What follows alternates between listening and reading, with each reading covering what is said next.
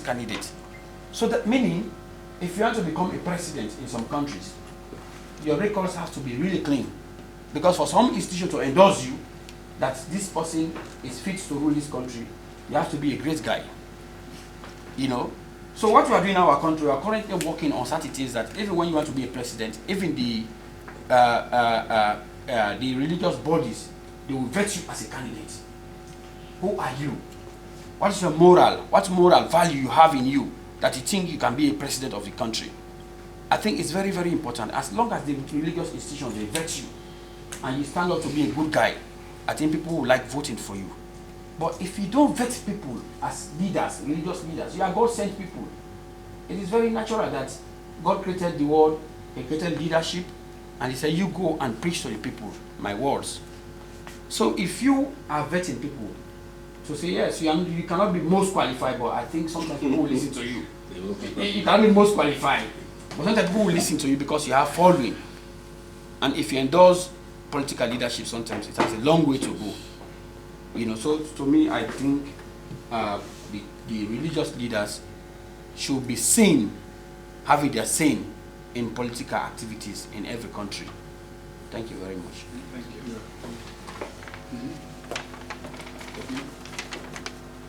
Thank you. I wanted to start with the point which Professor Schultz had raised. And from the outside, I think in the predominantly Islamic world, the religion or the clerics take preeminence to everything. In the sense that I think my elder Ambassador Oded will be able to clarify. The Grand Council of the Ayatollah in Iran acts more like a Supreme Court. The laws are based on the Quran, and there's no tolerance to things which are not really acceptable in that society. I think the same will apply in Saudi. If you don't fall within that context, it's the religious aspect is very preeminent compared to where we're coming from, where we are somewhere between most Africans will consider themselves religious, but the secular aspect and where the law plays its role in the circumstance. So in the case of when do I as a Christian stop being a Christian and become a politician, it is another area. And I think in all of these things, it is shades of gray. What is generally acceptable is that where something is completely out of hand, we expect the moral authority of the religious side to come and make a pronouncement. And examples have been there throughout.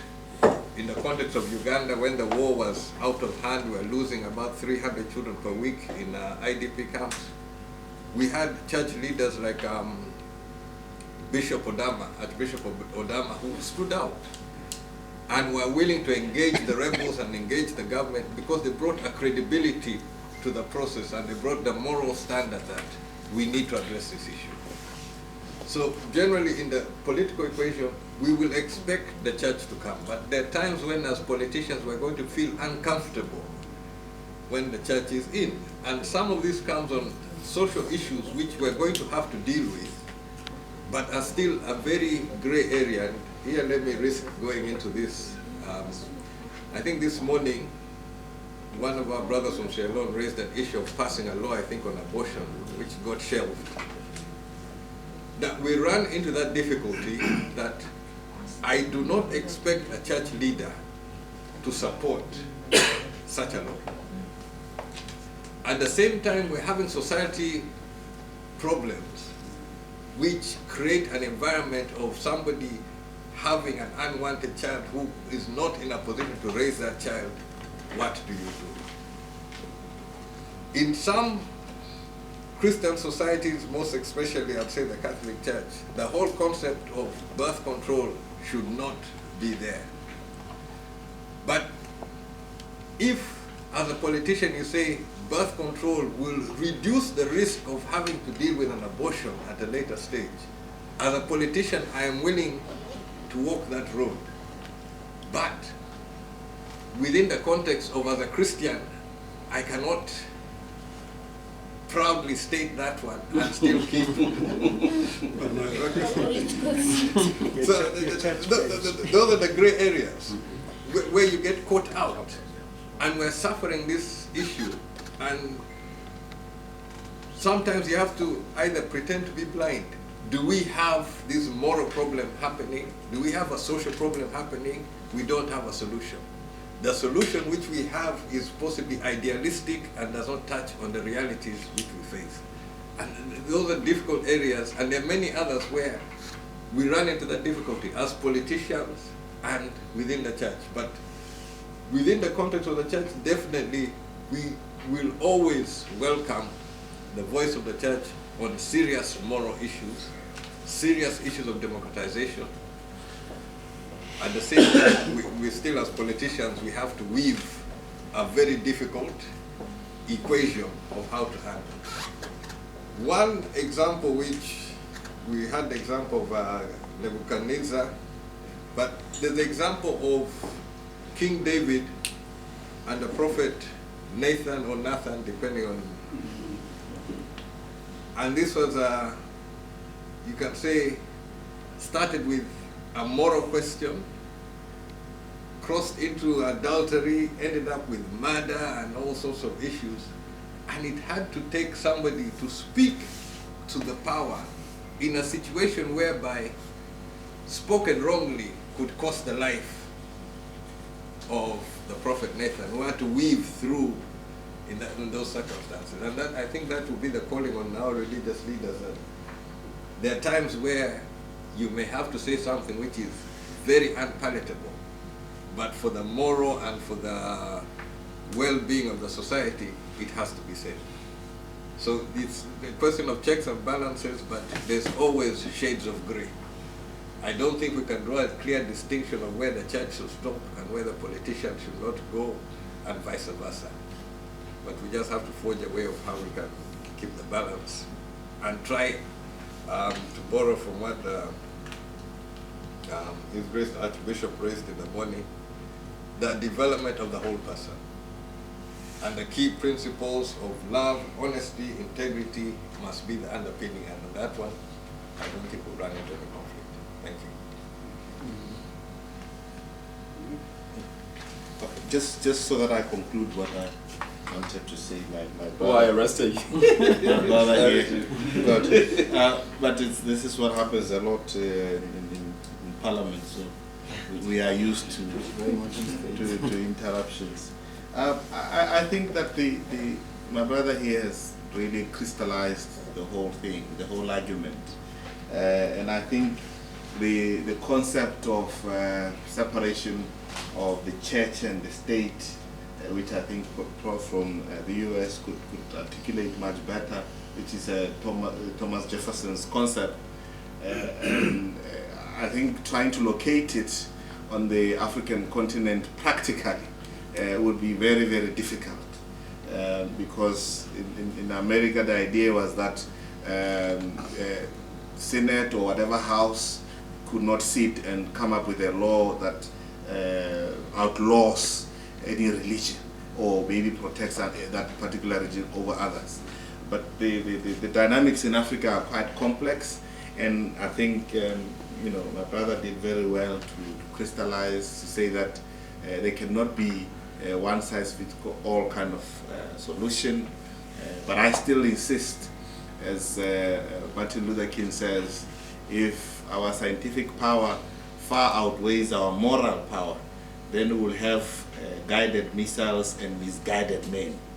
This is exactly what is happening in our continent. We have a lot of misguided individuals with immense power. If you go into my country's constitution, our president is untouchable. He can do anything.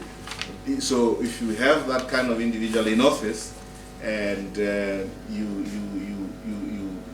you will have a situation of anarchy, because then there is no balance, there is no checks and balance, and I think the religious groupings should be able to discern and say, this is the direction, not the other way around. And I'm thinking, in the practical African situation, if you wait to come and mediate, sometimes it's too late. What I'm saying is that a matter of principle arises that is directly at odds with what you stand for. Your voice has to be heard. When a dictator violates the rights of the people that he's supposed to be leading, then you have to fearlessly stand up like Shadrach, Meshach, and Abednego and say, this is dictatorial, and therefore as the church we do not approve. You do not wait until people have hacked and killed each other and you come and say, God says we should love your neighbor as we love yourself. But the other neighbor is dead. That's my submission. But yes, sorry, in connection with love your neighbour, maybe because I'm not a Christian, what this lady said, you can find plenty in the Bible to justify authoritarianism, even slavery. So your interpretation of Christianity, freedom and justice, is the modern interpretation. It's not actually the Crusades, it's not slavery, it's not the historical interpretation of Christianity. So maybe it's not Christianity, maybe it's humanism. I mean, it doesn't have to be maybe tied to the church. I agree. Or maybe in Africa it's good, I mean, because the church is so important in African countries, as you said, maybe it's good that the church takes this position, but I don't see why it has to be connected with the church, because historically it hasn't been. And it is now, because maybe not because of the church, because of humanism or, I don't know, Western culture, something. I think in Africa we're raised with a good God, a good church, and but you read the Bible, you can choose the, except this lady said about what belongs to God is God's and what belongs to Caesar is Caesar's. I agree. There are so many aspects of the church or in the Bible which, if you really try to get into, does not portray what is the general perception. But in Africa, it is actually, this is something I run into a problem in politically. You will find, like on medical issues, people run into bills which they cannot pay. And they'll come to you as a politician, please help me to pay. But when they go and visit their local witch doctor, they will sell anything to go to the witch doctor. But to raise money to buy the antibiotic or to get the injection is a different thing. And that person, at the same time, I think, which touches on is the question which you raised. Identity, if you ask, what is your religious identity? You say perfectly, I am a Christian, or I am within this context, but the practice may not fall within what we normally perceive as this is, what a Christian should do and what is written as far as the Bible goes. Yeah. Yes. Thank you. Yes, I have one question here, and this is probably regarding what is happening in Uganda. I have been following a situation where the churches will have, they will nominate a bishop, then they prepare the consecration of a bishop, and the president or the head of state will, if he's not there present, but he will donate, say, a brand new vehicle, 4-wheel drive for the bishop. And he will use the word, this is for facilitation for your work. And so the question comes, once you as a bishop accept that vehicle, how are you going to open your mouth to criticize something that's an injustice when you have been already openly bribed, I would say, through the back door? He's using the word of facilitation, but to me, I think what he's trying to do is trying to control the church leadership so that you become the subject of his domain. Any Ugandan to answer? I'm here to answer. Did you get one? For me, that's too personal. The issue here, vehicles are not given at the back door. Yeah. The president comes with the vehicle openly. And I don't think that he uses his personal money to buy such a vehicle It is the state money. In the statement. Just as the members of parliament are given vehicles, I don't think they are bribed. Even the opposition, are you getting also But I have a the question. vehicle money? No. The opposition. For which country? We're talking about Uganda. There's a transport grant across board. So that was not a bribe at all. But I have a question, Your Bishop. Let's say that's not a bribe, okay? And if a situation comes when you try to raise something about human rights violation, and I'll give a very good example. A few months ago, we had a situation in Kasese where hundreds of people lost their lives. And no church leader raised their voice, except me, thank God. But after giving these vehicles to the bishops, and you said, okay, this is the public funds that the government is using to give to the churches, how come that at the same time, the same government turns around and says, you are becoming too political. You should just do your work to preach the gospel, and you should not interfere in the church. When you are actually using the vehicle that was purchased by the public money. That's right. I think I just want to load it before the bishop. Yes, yes. If the government wants to give churches vehicles, then the matter must be an item in parliament. That's right. Exactly. A budget, and then given to all the churches. But there cannot be a situation where a president is given money to buy vehicles and go personally driving, particularly during the campaign period, and give a donation to a church. That's a bribery. The vehicles are not given at that time as trying to describe. I think at the time when a see was vacant, and against the Christians who will write the president, asking the president, can you assist us? Because we don't have transport for our bishop. So it is not really the bishop who goes behind you. It's not the bishop. Either the president makes it clear, Yeah. this is his own personal Contribution. contribution to Harambee, the church, and there must be a formal Harambee function which he is coming to give that. It cannot be a government donation. But It's coming from the president personally, and Yeah. you're actually expecting a reward. and that Church. yeah. And Yes, the vehicle when given, is not given to the person of the bishop, it's given to the church. Yeah. Mainly that it is given to one Of the church bishop. or the churches. Moderator. All right. Thank you. Come on. Thank you. You see, what we say is a very delicate subject matter. You see the question that was raised by Reverend Gabriel, Reverend Gabriel, right? Yes. The issue raised is very serious. And I'm glad that the Prime Minister dealt with the issue squarely. The problem with religion, our religious institution, and politics, and the extent to which the church has been weakened, depends on, to a large extent, the inordinate desire of some of our religious leaders to acquire wealth, to be like the worldlings. That is our weakness. I'm coming out land. I'm not saying a church pastor must be poor to live in pauper. No. But you can live justly and still have a reasonable and acceptable degree of living standard. But what happened? Most of our religious leaders, what did not do? And again, this is why some of us believe that the church as an institution has to be separate. Let the church remain, like my colleague said, a moral guarantor of society.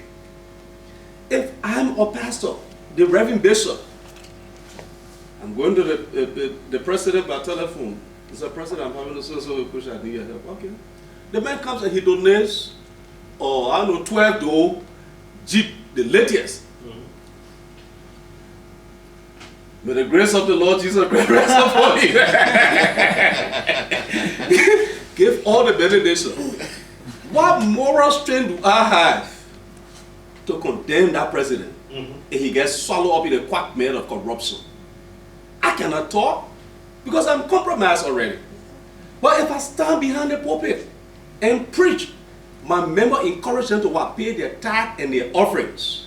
And as a pastor, I'm surviving on that God of what God has designed me to. Any moral ill in the society, I have that moral rectitude to speak against it. And the government will bow. Why you think when Nathan appeared before David, David humbled himself? Because David knew that this man was standing on the authority of God. Elisha, when Naaman, right, went to Israel for healing, right?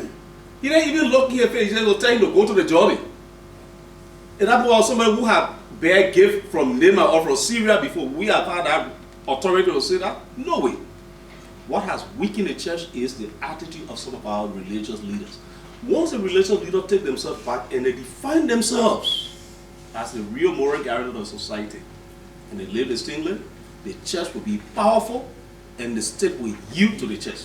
Now, on the question of what you talk about moral, religious mobility, right? In the context of what you call religious bottleneck. I think that is another very, but I find it to be a lot more academic. And of course, you are right because you're an academician, so I respect the analysis. I got very, very respect to your intelligence on that issue. But in practice, I don't know how would this really work in religion in terms of bridging the gap between the various religious or denominational institutions. I'm from a different denomination. I may visit a Catholic church or a Methodist church, right?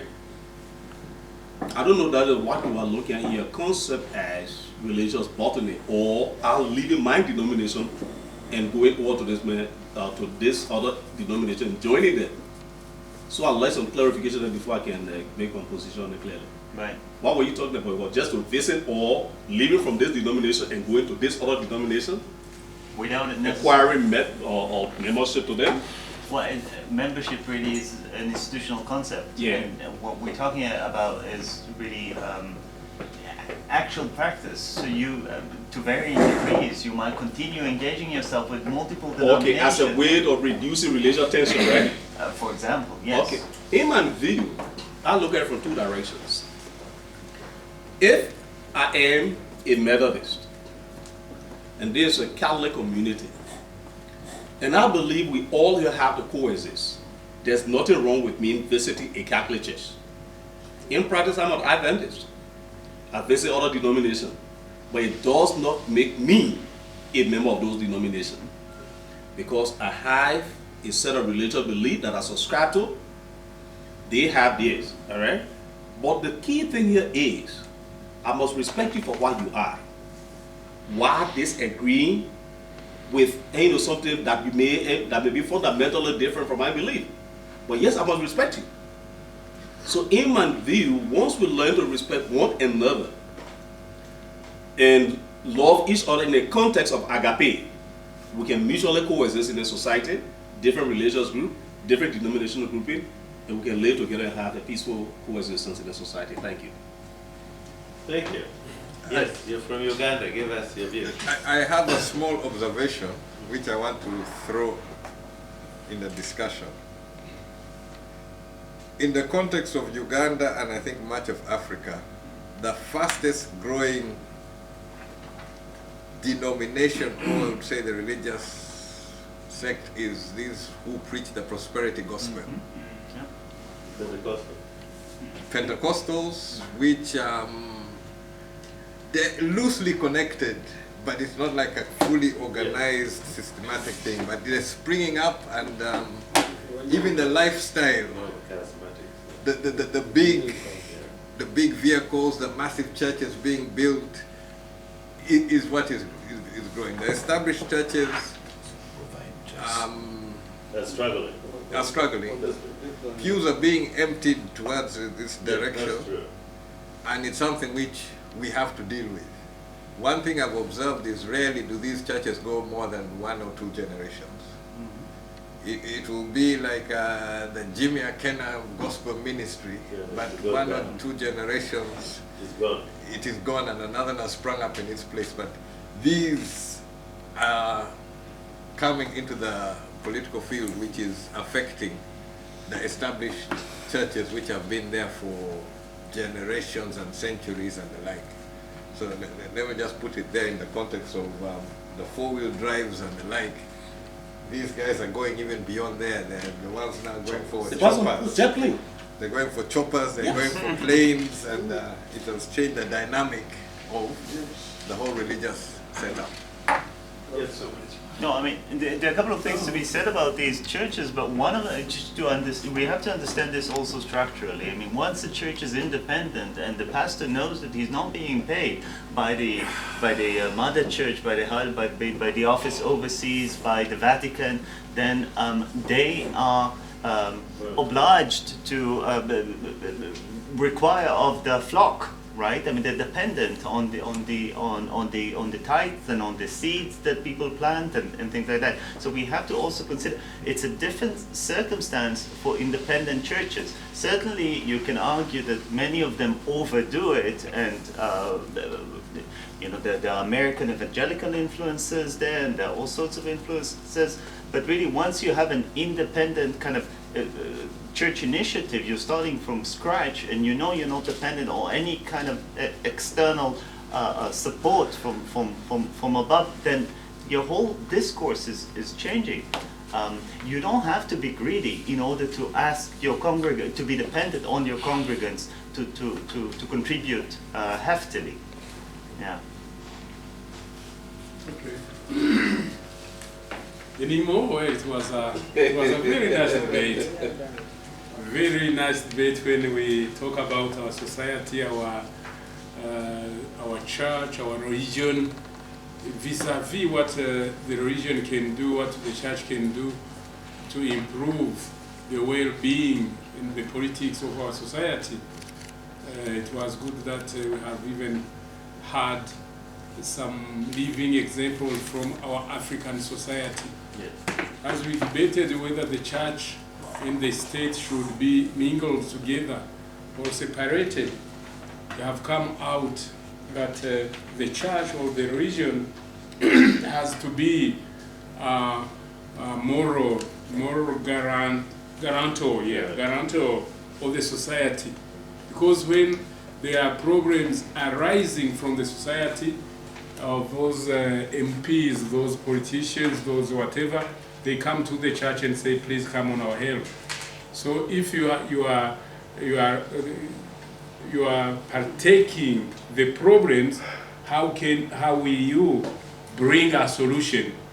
So in a way, the church has to be separated from the politics, but the church has to be proactive. When the society is about to face challenges. Yes. We don't want to wait until the problems has broken out. I remember when Kenya was set on fire after elections, yes. Desmond Tutu called from Jomo Kenyatta International Airport. He called the church leaders of Kenya, and they said, Your Grace, where are you? He said, I'm here in Nairobi. Where did you get a visa? He said, well, you know, when a house of my neighbor is burning, I don't need a visa. I just run and try to see whether we can put the fire off. So he called the church leaders and said, where were you when these problems broke? They said, well, we have never thought that Kenya should be involved in such a civil war. And he said, no, you have to be proactive, because you could have read the signs. The signs. So sometimes we don't even when we read the signs, we neglect to interpret the signs. So the church is given a message that you have to be proactive, so that we can help our society not face challenges. And the church, either the church or the religion, we have to influence the state to set up good policies over good governance. We are the one. And the church has to be vigilant and not to be trapped either by the gifts from the government or from the president, because sometimes they are not gifts, it's a way of buying our conscience.